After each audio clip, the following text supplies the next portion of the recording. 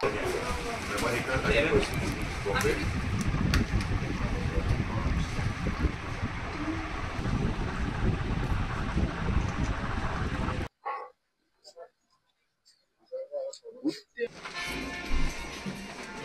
তোমালোকৰ ঘৰতে আছে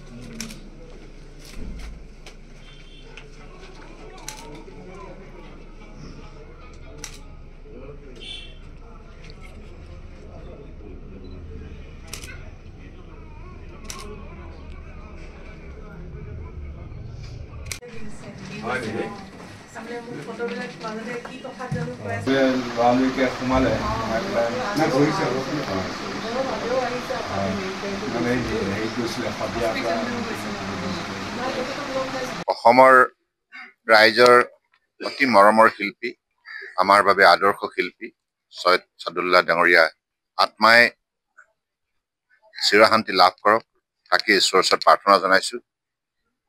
তেখেত এগৰাকী গীতিকাৰ সুৰকাৰ ভাষ্যকাৰ উপৰিও তেখেতে জীৱনৰ ডাঙৰ এটা মহান পদক্ষেপ গ্ৰহণ কৰি গ'ল, সেইটো হ'ল নেত্ৰদান। গতিকে এগৰাকী মহান ব্যক্তিৰ মহৎ যিটো চিন্তা তেখেতৰ যোগেদি আজি প্ৰতিফলন ঘটিছে আৰু মই ভাবো যে এইখিনি তেখেতৰ জীৱনজোৰা সাধনাৰ যিখিনি কৰ্মৰাজি এই আদৰ্শ হিচাপে আমাৰ জাতিৰ মাজত সদায় জীৱন্ত হৈ ৰ'ব। তেখেতৰ শোকসন্তপ্ত পৰিয়ালবৰ্গলৈ মই সমবেদনা জ্ঞাপন কৰিছো।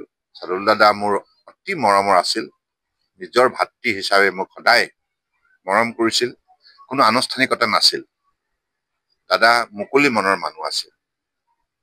গতিকে সেইগৰাকী মহান ব্যক্তিলৈ মই কোটি কোটি প্ৰণাম জনাইছো।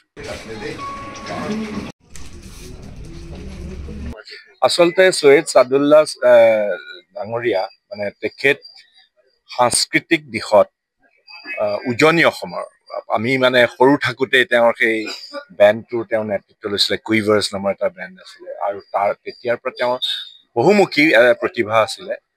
অল ইণ্ডিয়া ৰেডিঅ'ত কাম কৰিছিলে।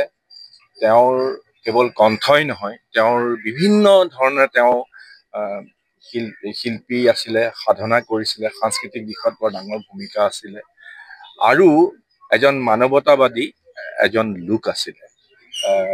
গতিকে এনে এজন লোকৰ পৰলোক প্ৰাপ্তিয়ে আমাৰ উজনি অসমেই নহয় সমগ্ৰ অসমৰে এটা অপূৰণীয় ক্ষতি কৰিলে। আমি আজি আহিছো আমাৰ কংগ্ৰেছ পৰিয়ালৰ ফালৰ পৰা, আমি তেখেতৰ পৰিয়ালবৰ্গক সকলোকে সমবেদনা জনাবলৈ আহিছো, আমাৰ শ্ৰদ্ধাঞ্জলি জনাবলৈ আহিছো আৰু আমি তেওঁৰ প্ৰতিভাৰ সদায় আমি দেখি আহিছো আৰু অসমীয়া জনজীৱনক তেওঁ বিভিন্ন ধৰণেৰে সৈতে তেওঁৰ অৰিহণা আগবঢ়াই আহিছিলে। সেই অৰিহণাক আমি আমাৰ শ্ৰদ্ধাঞ্জলি জনাবৰ কাৰণে আমি ইয়ালৈ আজি আহিছো।